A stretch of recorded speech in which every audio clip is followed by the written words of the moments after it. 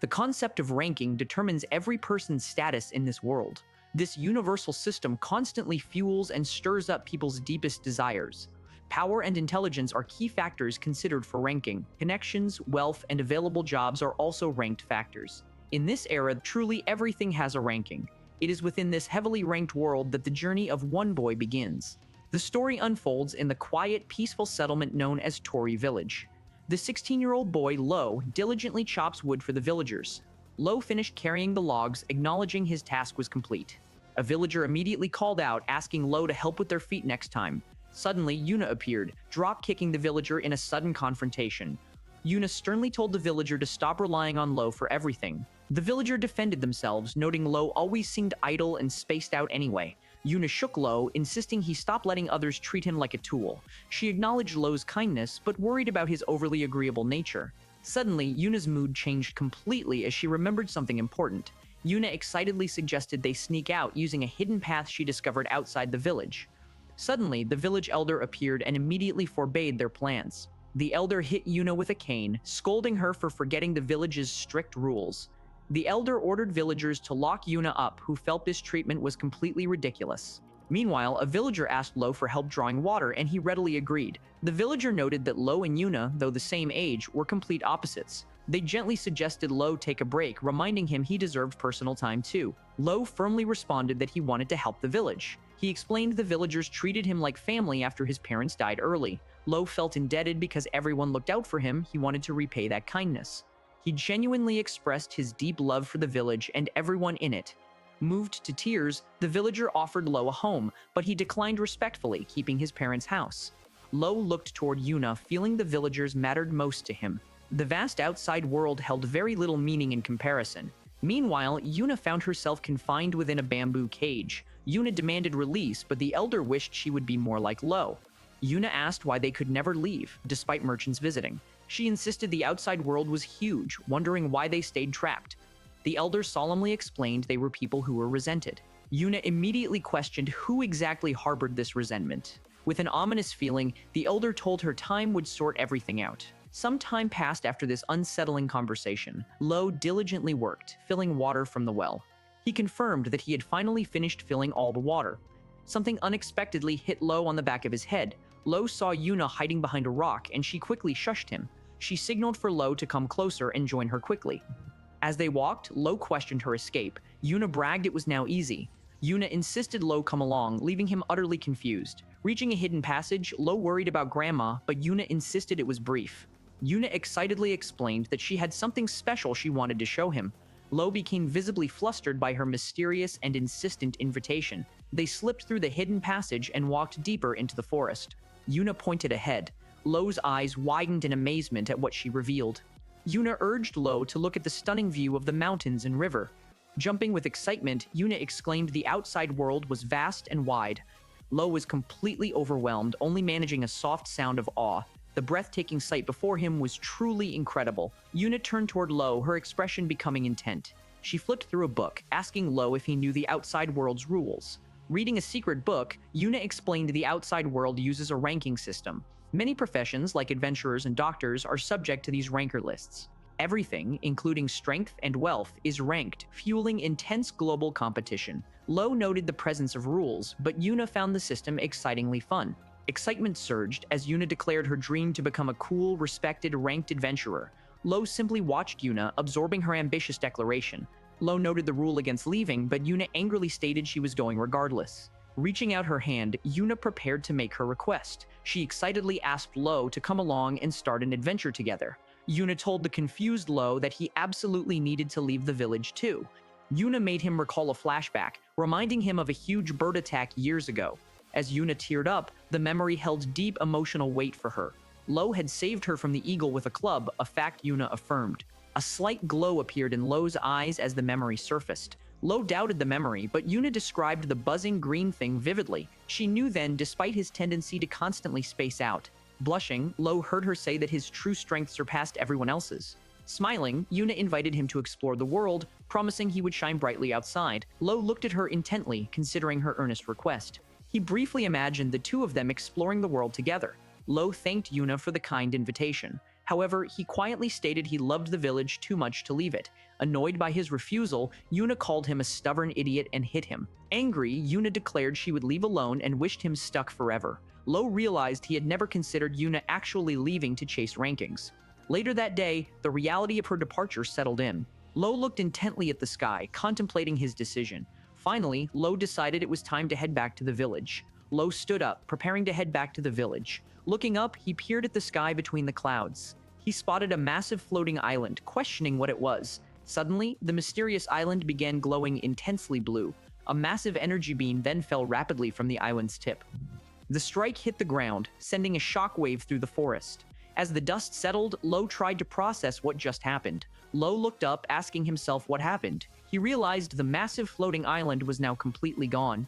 Worry gripped him. He was nervous about where the attack landed. He immediately ran back, assuring himself that everything would be fine. Lowe thought anxiously about Yuna, his grandma, and all the villagers. Suddenly, running to the village, he stopped dead in his tracks. He was utterly shocked as he realized what had happened to the village. Where the village once stood, there was now only a humongous crater. Frozen in fear, Lowe could only stare, questioning what this destruction was. Denying that the village was gone, he slid down into the massive crater. Entering the devastation, he desperately called out for Yuna, Grandma, and anyone else. He remembered Yuna promising to always remain by his side. Tearing up, he recalled the villagers saying they were now a family. Overcome by grief and loss, Lowe finally broke down, screaming in agony. He cried out, demanding to know why this terrible tragedy had occurred. Someone lamented being too late again as Lowe fell silent. The person high up on the crater confessed they could only watch. Lowe looked up toward the person standing above him. The mysterious individual slid down the side of the crater. The man approached, asking if Lowe was a Tori Village survivor. The man offered sympathy, acknowledging the difficult situation. He reassured Lowe the island was gone, confusing the survivor. Lowe immediately pressed the man, demanding to know what that thing was. Lowe desperately grabbed the man, demanding answers about the village and people. Crying out, Lowe repeated his desperate question. The man regarded the crying survivor silently. The man gave Lowe a paper telling him to forget the village and go there. He promised safety, but Lowe desperately demanded answers about the situation. The man screamed that the vanished village was too dangerous for a kid like Lowe. Lowe froze as the man ordered him to simply forget the past. Turning to leave, the man stated that forgetting the past was Lowe's only option. The man internally pleaded that Lowe stop digging and avoid becoming another casualty. Lowe immediately rejected the advice, knowing exactly what he had to do now. Lowe recalled Yuna's words. When he focused, he was stronger than anyone else. Green energy erupted from Lowe, making the man look back in surprise. Exuding power, Lowe declared he would go to the island and bring everyone back, no matter what. Lowe recalled his youth standing before a destroyed house. He remembered the shock of losing his parents in a landslide. A profound darkness and isolation consumed him afterward. He felt completely alone in the world. Thankfully, the kind villagers took him in and cared for him. He remembered Yuna was always present. She was constantly right by his side. They were good people who never ignored anyone who was hurting. Lowe raged, realizing he could never forget their kindness. He declared he would bring everyone back no matter what. The warrior was shocked by Lowe's immense amount of prana. He noticed the surrounding space seemed to be distorting from the energy. Prana is defined as the mental energy possessed by all living beings. Although everyone possesses this power, few individuals are aware of it. Only the most talented individuals can intentionally utilize this energy, while prana is usually colorless and transparent to the eye. Powerful users can make their prana visible. Furthermore, some races are rumored to possess a special kind of prana. The warrior realized he was facing the true survivor of Babel. He initially wanted to protect Lowe, but realized Lowe would soon escape alone. The warrior then tossed his sword, planting it firmly beside Lowe. If Lowe wanted to reach the island, he had to pick up the sword. The warrior promised training only if Lowe showed true potential. Lowe carefully considered the weight of the wanderer's challenge. Accepting the terms, Lowe seized the sword from the ground. Drawing his red sword, the warrior commanded Lowe to attack with killing intent. The two combatants stood ready, their swords pointing toward each other. Lowe dashed in immediately, leaping and swinging his blade. Docking easily, the warrior dismissed Lowe's technique as that of a beginner, yet he immediately registered an unexpected, immense pressure. As their swords clashed, the warrior realized something crucial above all else. Lowe's waves of prana were extraordinary, surpassing even his own power. The warrior understood the sheer magnitude of this young man. As Lowe attacked powerfully, the warrior declared he was the real deal. Lowe's destructive attack shattered the entire field with immense power. After the fight, they sat down. The warrior spoke of the place called the Island of the Gods. It usually floats but sometimes appears, erasing land and people, a tragedy he failed to prevent. He confessed sadly that he had been too late once again. The warrior theorized those engulfed in the light might be taken to the island. Lowe asked about touching the light, but the warrior warned it was only a theory. Lowe urgently asked for a plan, and the warrior proposed a direct approach. To achieve this, Lowe needed to reach the top 10 in the adventurer ranking. Lowe questioned the difficulty of reaching the top adventurer ranking. The warrior explained that this ranking was fiercely competitive, filled with monsters. If Lowe succeeded, he would earn passage to the island of the gods. Lowe gripped his clothing, feeling the weight of the immense challenge. The warrior warned that the island was the most dangerous, almost guaranteeing death. He pressed Lowe, asking if he still intended to go there. Determined, Lowe immediately replied with a resolute yes. The warrior watched the young man intently, assessing his resolve. Accepting his answer, the warrior offered to train Lowe in swordsmanship for 1 year. After that year, Lowe must use him as a stepping stone to climb the ranking alone. He introduced himself as Adol, the strongest knight of humanity, offering a handshake. Adol then asked the young man for his name, which was Lowe. Lowe accepted, but Adol warned he would not go easy on the boy. Adol noted Lowe was the first person to cut him down in one strike. Lowe's eyes were filled with fierce determination for the path ahead. A hellish year of training began, leaving blisters on his hands and feet. His muscles tore constantly under the strain of the training. Even his bones were crushed during the unending physical ordeal. He was repeatedly thrown into a pit, enduring unimaginable pain. Blood poured from every orifice in his body from the brutal regimen. Adol never spoke of the island of the gods again, forcing Lowe to seek answers. Lowe had to believe the villagers were still alive, maintaining his hope. Falling down, he desperately questioned why the village vanished and what the island was. Despite the pain, Lowe found the strength to stand up and continue. Lowe attacked fiercely with his sword, driven by his need to find the truth. He swung his sword, swearing that he would climb the adventurer ranks. 1 year later, they stood together, gazing upon the beautiful mountains. Adol asked if Lowe was ready, who confidently replied that he already was. Lowe stared intently, preparing himself for the path ahead. Closing his eyes, Lowe took a moment to focus his resolve. He recalled Yuna urging him to become a ranked adventurer and join her. Lowe vividly remembered their shared dreams of setting out on an adventure. Yuna, who longed for travel, was gone. Lowe realized he was the one leaving. He resolved to hold on to Yuna's dream and carry it forward. Adol turned, telling Lowe it was time for them to begin their journey. Lowe affirmed his readiness to finally start their adventure. Now 17, Lowe, the knight's disciple, had grown much taller. Adol noticed. His grand adventure to the mysterious island of the gods was finally beginning. The journey started in the kingdom of Volter. Specifically, they were heading toward the capital city of Trakista. Their destination was the Trakista branch of the Appraisal Bureau. Inside the bureau, a hidden voice repeatedly called out for Luke. The voice warned Luke that the appointed time was almost upon them. Startled awake, Luke realized she had dozed off and was now in trouble. Her companion questioned if she stayed up, but Luke defensively affirmed her appraiser status. Her friend stressed that Luke needed to prioritize her health, unlike those with desk jobs. Luke was reminded her duty was determining and assigning individuals professional rankings. Appraisers travel globally to assess rankers' skills and update the official rankings. They must possess extensive expertise and maintain fair, unbiased judgment of merits. To qualify, appraisers must first successfully pass several rigorous personal assessments. It is one of the world's strictest jobs, entrusted only to the chosen few. Luke admitted she was bottom tier. She needed to work harder to achieve her goals. When asked about her goals, Luke vaguely replied that she wanted a bunch of things. Promotion is fastest with an exclusive ranker, but Luke hasn't found a ranker she likes. Her companion thought Luke's standards were too high, but Luke called modern rankers lame. Luke argued that old ranking competitions were fiercer, making modern fixed ranks useless. The companion listened silently to Luke's intense opinions. The unknown companion joked that Luke had a serious case of being a ranking maniac. Approaching a door, Luke longed for a promising new star to overturn the rankings. The girl opened the door, suggesting the promising new talent might be found inside. They entered a room packed with numerous people, like a classroom. Luke was surprised by the crowded registration exam, noting it was unusually busy. His companion reasoned the crowd resulted from Azaban Forest becoming a new danger zone. The companion observed that many promising candidates were present this time. She identified Owl Darkus, a top rookie and leader of the Red Wolf Mercenary Corps. Next was Eddie Markman from a famous archery family, known for his impressive arrow speed. Others looked promising, including a merchant ranker Luke quickly recognized. Luke pointed out the knight, sailor, and glide rankers among the crowd. Luke proudly claimed his appraiser skills allowed him to identify ranks instantly. Excited, Luke explained the adventurer ranking was essential for accessing places like the forest. Suddenly, the conversation was interrupted by the counterbell ringing loudly. The examiner asked the approaching customer to wait just a moment.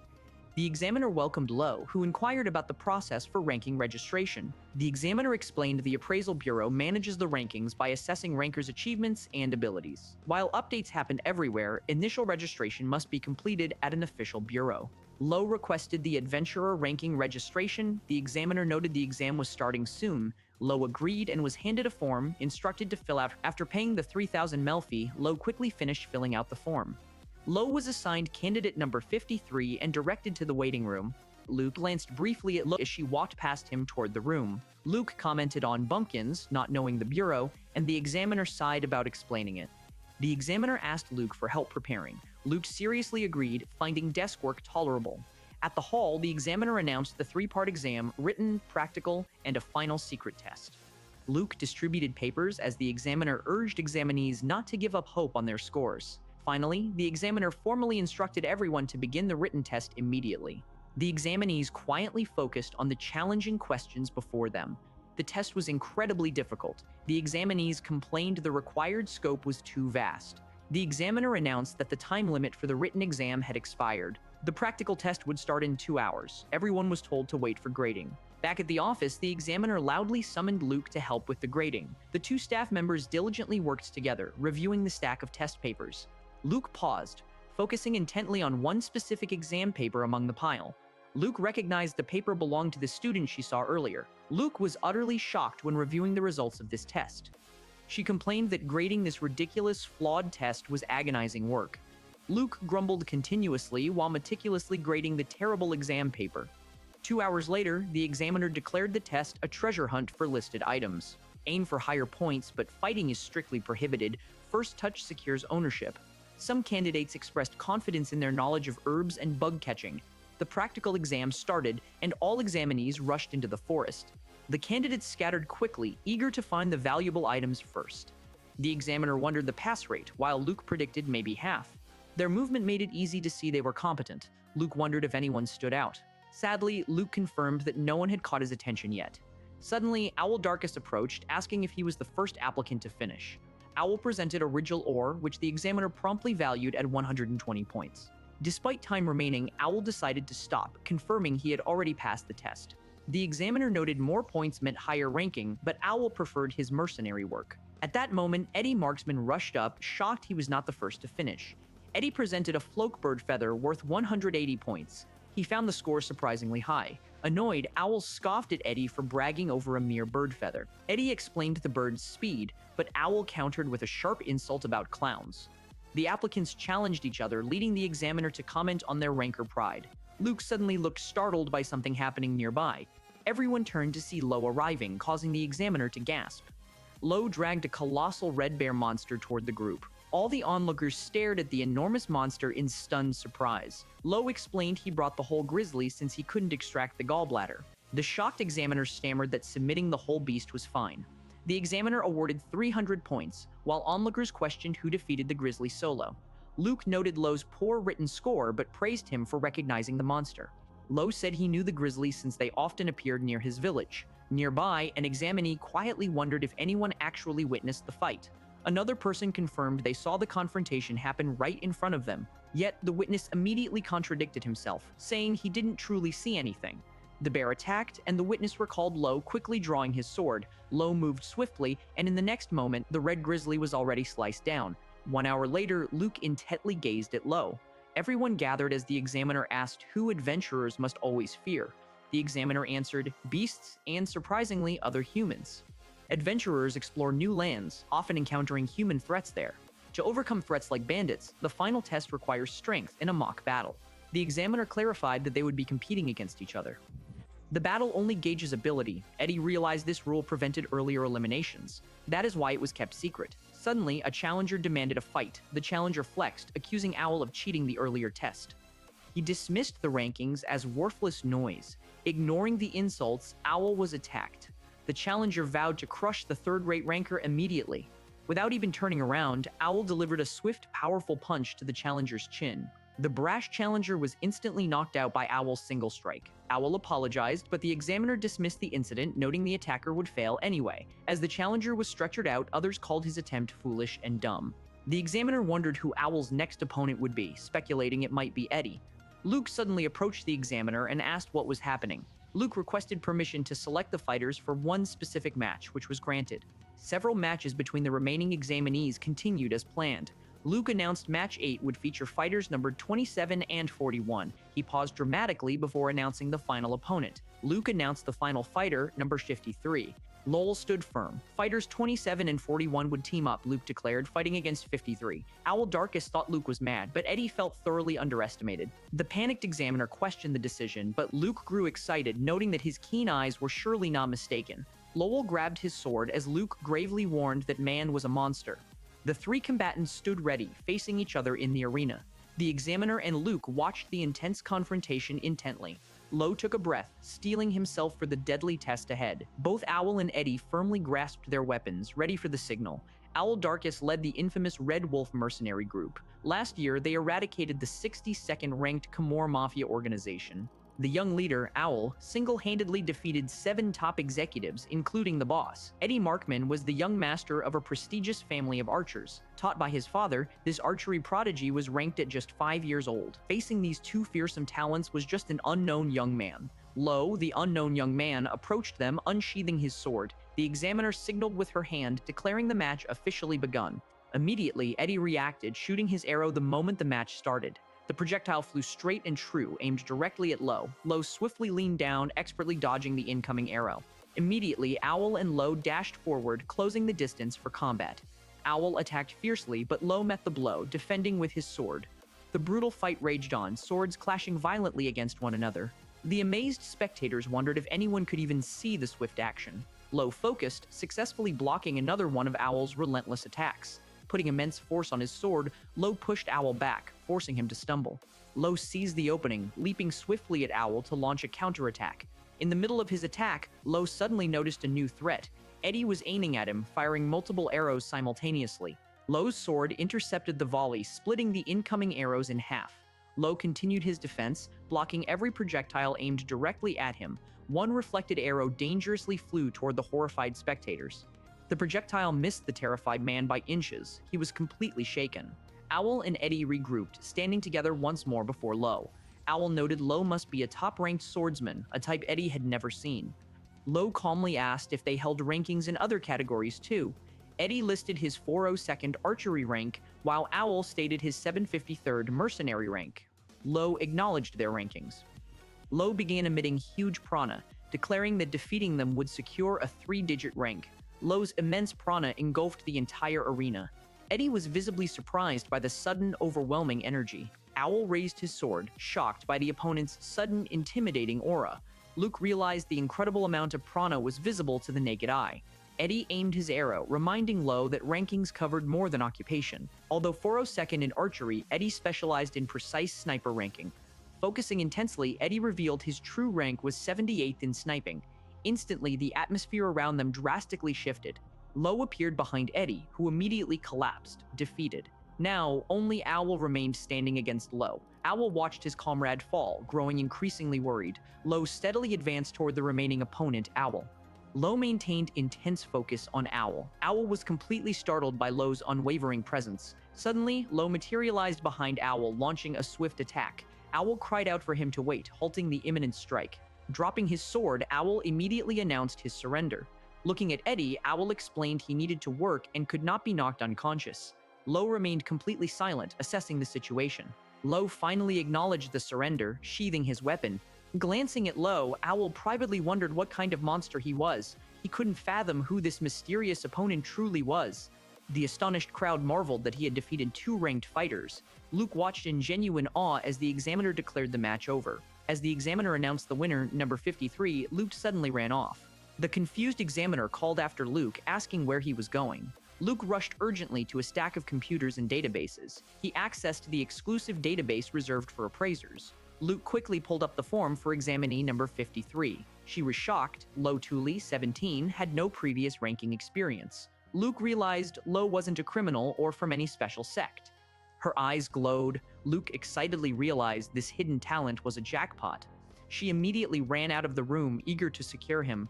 Luke called out Lowe's name, demanding he become her exclusive appraisee. Suddenly, many appraisers swarmed Lowe, fighting to be his exclusive hire.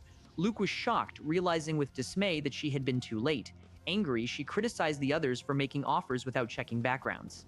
Lowe, confused by the clamor, asked what an exclusive appraiser was. Luke forcefully dashed forward, yelling that she would provide the explanation. She explained an exclusive appraiser dedicates themselves to a ranker, updating ratings regularly. Normally, rankers must wait for the Bureau to dispatch someone for evaluation. With an exclusive appraiser, however, updates can happen instantly, anytime. This service is highly valued by ranked adventurers who travel the world. Luke pulled out a device, explaining it was the exclusive ranking teleopam. She called the device RankTel, ensuring access to the latest information always. Luke suggested hiring an exclusive appraiser to efficiently raise one's ranking. Lowe focused on the necessary steps to efficiently boost his ranking. He declared that he had one specific condition that must be met. Declaring to everyone, Lowe asked if anyone present could fulfill his request. He asked who could get him into the Adventurer Ranking's top 10. Everyone watched him, utterly surprised by his ambitious declaration. The appraisers hesitated, noting that top 10 rankings require more than just excellent swordsmanship. Lowe was shown contemplating the gravity of their assessment. Meanwhile, Luke remained visibly surprised by the unfolding events. As Lowe headed out, Luke called out to him, stopping him. Luke urgently told Lowe to wait a moment. She quickly rushed forward to catch up with him. Lowe stopped moving as Luke spoke his name clearly. Breathless, she demanded to know why he sought the top 10 ranking. Lowe curtly replied that it was none of her concern. Luke determinedly countered that she would make it her business. Luke offered to be his exclusive appraiser and secure him a top 10 ranking. Lowe remained silent, absorbing the ambitious proposal. Turning away, Lowe refused, unwilling to put a kid in danger. Luke questioned him. Annoyed, Luke retorted she was an appraiser, and honestly, Lowe was also a kid. Lowe insisted he had no intention of hiring anyone, regardless of her age. He admitted he did not want to drag anyone else into his path. Luke pressed that she had a crucial task that needed completion. She stressed the importance of her commitment.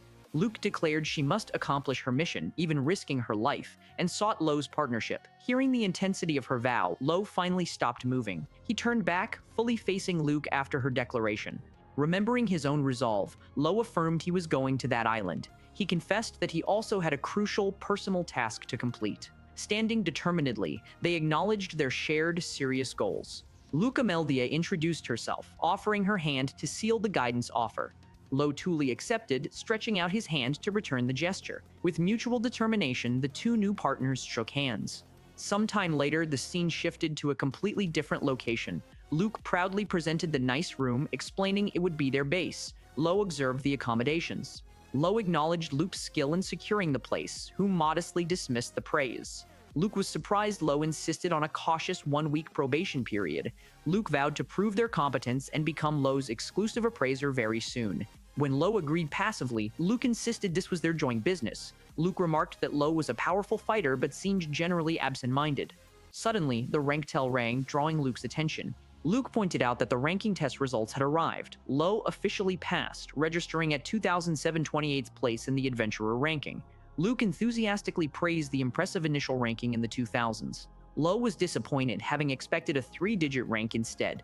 Lowe explained that their test opponents were already ranked in the 400s and 700s. Luke clarified that the Adventurer ranking is vast and extremely competitive. However, Lowe's sword speed ranking was an impressive 58th place nationally.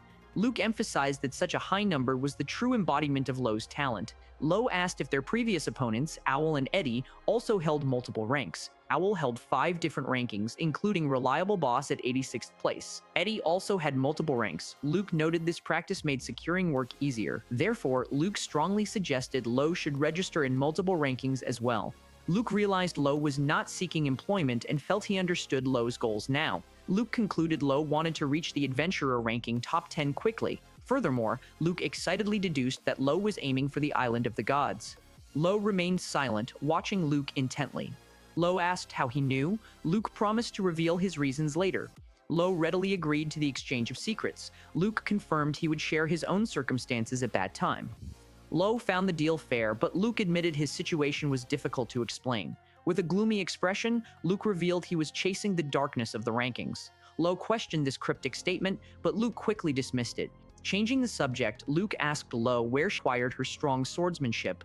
Shocked, Lowe revealed she was the disciple of a knight named Adol. Luke gasped, confirmed she meant Adol, the first-ranked knight. Lowe minimized the training, but Luke declared being Adol's disciple huge news. Luke explained Adol rarely taught swordsmanship, rejecting countless students. He would rank first in rejections. Rumors suggested Adol waited for the next top knight, making others desperate to raise their rankings. Luke was confused Lowe inherited it, believing other knights would faint upon hearing the news. Lowe wondered if Adol was truly amazing, but Luke confirmed he was the world's strongest knight. Lowe recalled beating Adol in a spar. Luke refused to believe Adol was cut down in one stroke. Luke, baffled by Lowe's words, began searching the rank tell, needing to check the data again. Luke was stunned that the name was registered for the very first time in the ranking database. Wondering if it was an alias, Lowe recalled Lowe had asked Adol what a surname was, which Adol dismissed as a cultural difference. Adol told him to use the name Lowe Tuli for the shortest route to the Island of the Gods. Adol warned the risk was high, but success might make clues approach Lowe on their own. Lowe paused, considering the implications of Adol's instructions deeply. Lowe confirmed to himself that he understood the plan. Lowe firmly stated to Luke that the name he used was not an alias. Lowe then warmly explained that Tuli belonged to his precious family.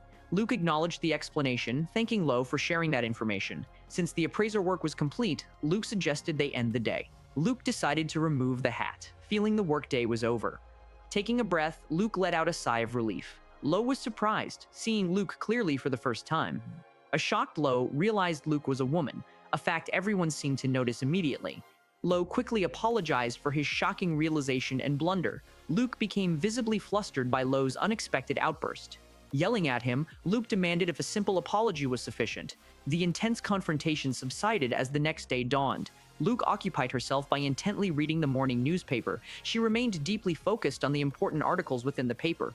Lowe walked down the stairs, and Luke remarked that he was up early. Lowe briefly replied that he was just getting some water. Luke reacted with a questioning sound, curious about his answer. Lowe dismissed her query, and the two characters exchanged good morning greetings.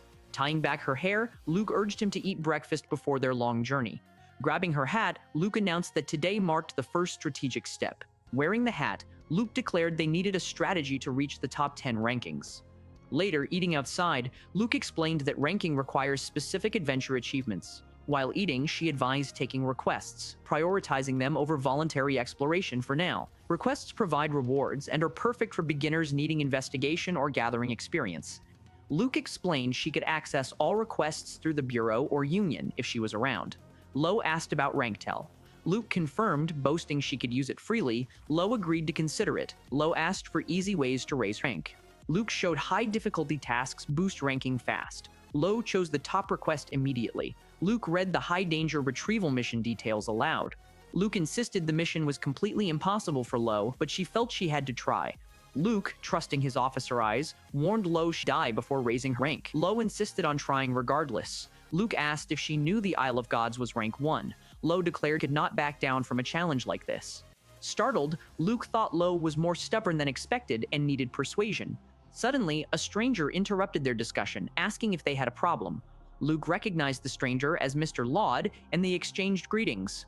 Lowe asked who the newcomer was, prompting Luke to offer introductions. Luke introduced him as Laud Broward, a powerful adventurer ranked 11th. Lowe noted the 11th place ranking immediately. He recalled Adol's warning that top adventurers are powerful monsters. Lowe realized this man was one of those legendary, top-ranking adventurers. Since Laud was 11th, one more rank meant challenging the Isle of Gods. Seeing chance, Luke enthusiastically asked Laud for a favor, which he accepted. Excitedly, Luke pointed to Lowe and instructed Laud to fight him.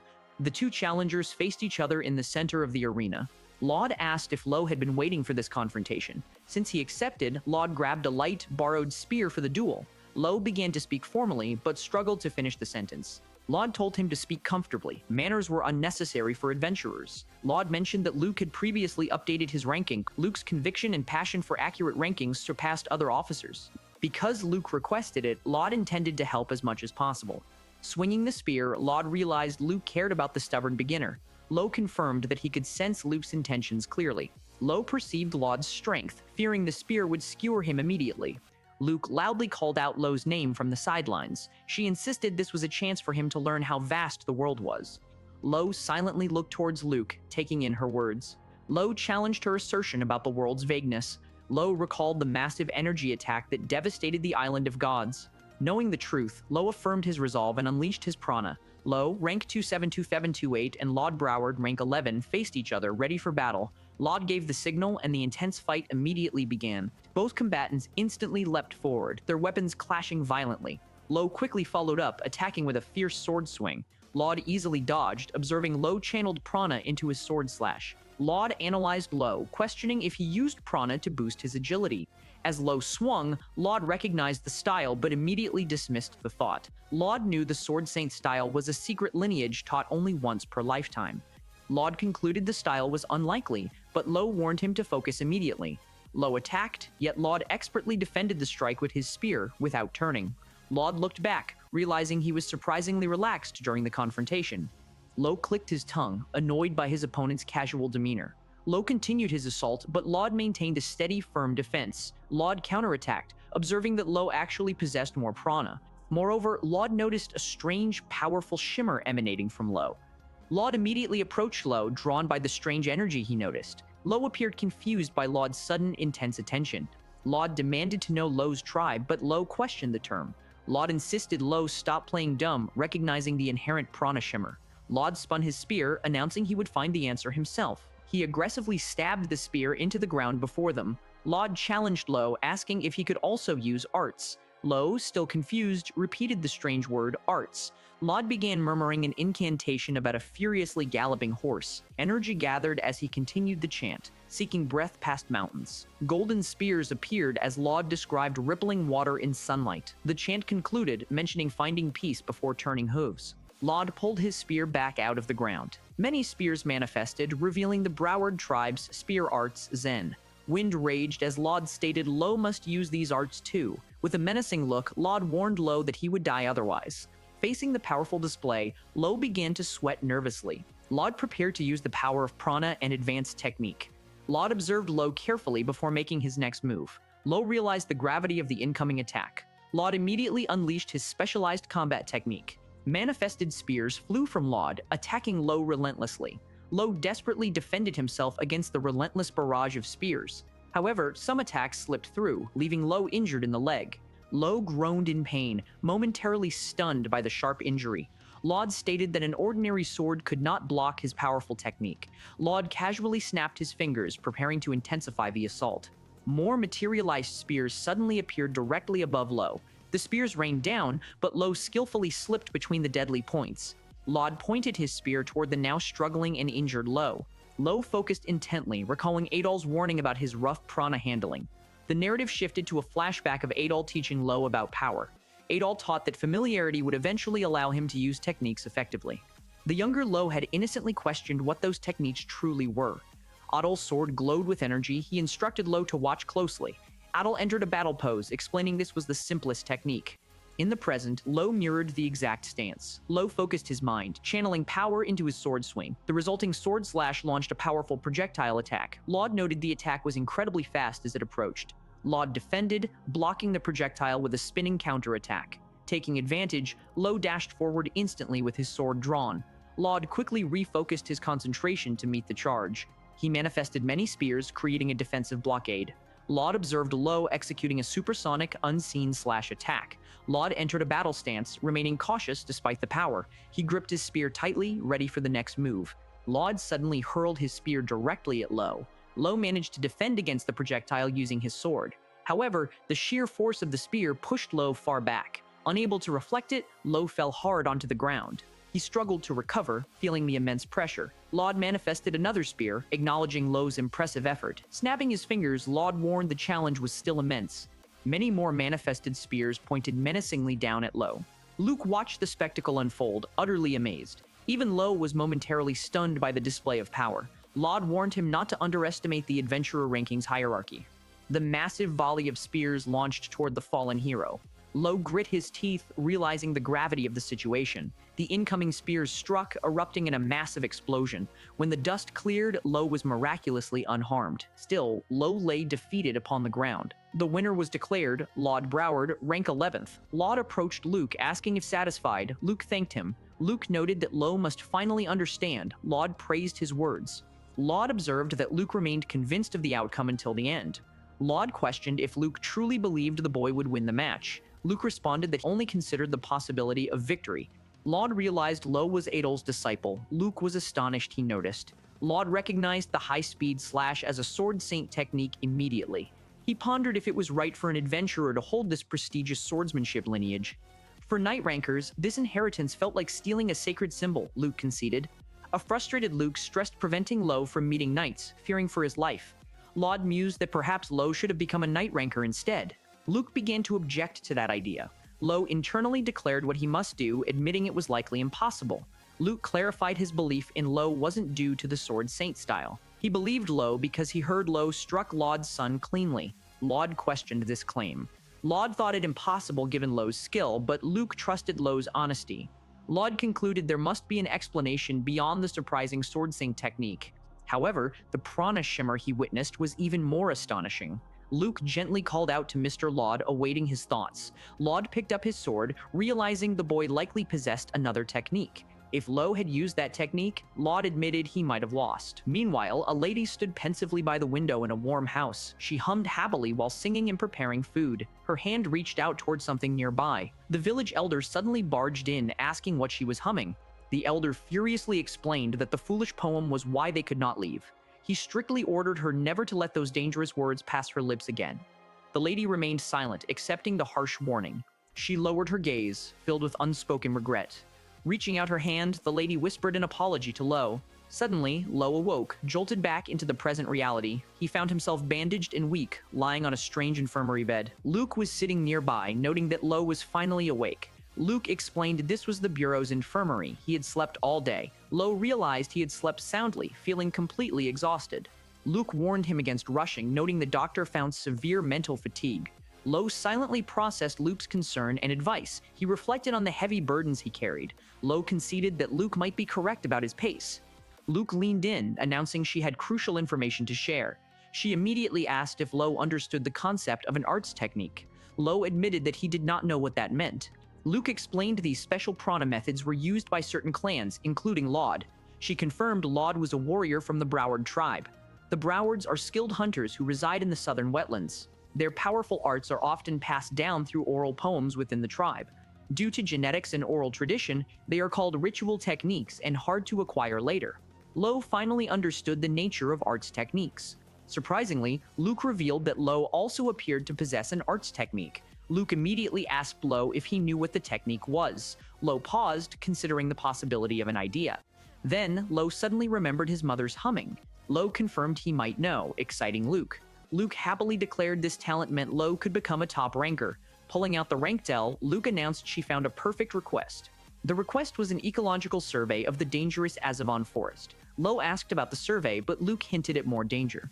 Adventurers, even high-ranking ones, were disappearing inside the forest one after another. Solving the disappearances meant a huge rank increase, but high risk. Understanding the stakes, Lowe stood up quickly. Lowe immediately decided he would take that request. He confirmed Luke had confidence in his ability to succeed. Luke replied with an enthusiastic affirmation.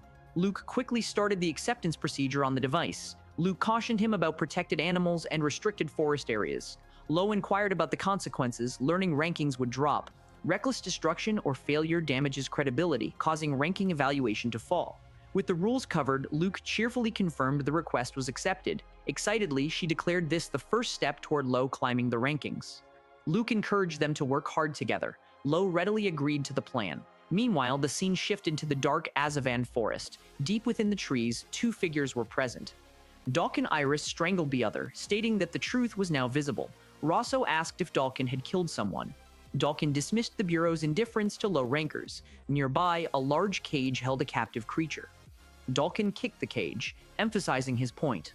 He called diligent ranking efforts completely foolish. Approaching the unicorn, Dalkin claimed its horn would instantly make him a top ranker. The trapped unicorn glared back from inside the cage. Rosso argued strength alone was insufficient, claiming to help those suffering injustice. This was Rosso Cruel, smuggler ranking number 76. Dalkin refused to give up such a valuable hunting ground. Dalkin Iris was determined to become one of the top 100 adventurers. His current adventurer ranking was 672. Luke and Lowe approached the entrance of the dangerous forest. A guarding knight requested to verify their adventurer rank before entry. The knight confirmed the rank to 728, permitting them to enter the forest. Lowe asked how many adventurers existed. Luke estimated about 20,000 were active. Luke noted Lowe's prana felt stronger than his current adventurer ranking implied. Luke explained that adventurer rank often lags, noting Lowe's swordsmanship was high already. Despite the praise, Lowe determinedly stated he still needed to become stronger. Luke watched Lowe silently, observing his strong determination. Luke confidently led the way, declaring that their adventure was finally beginning.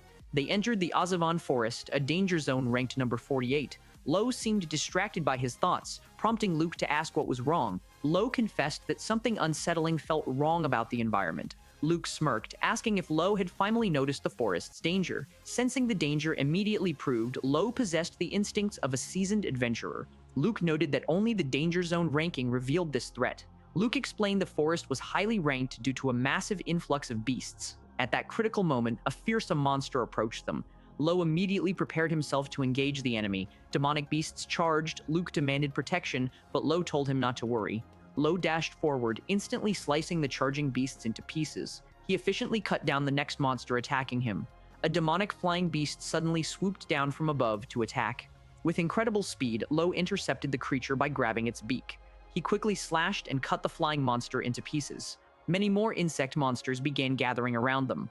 To handle the swarm, Lowe unleashed his Gale Slash. The powerful attack instantly broke down the insect swarm. Luke asked if Adol taught him that technique. Lowe confirmed it.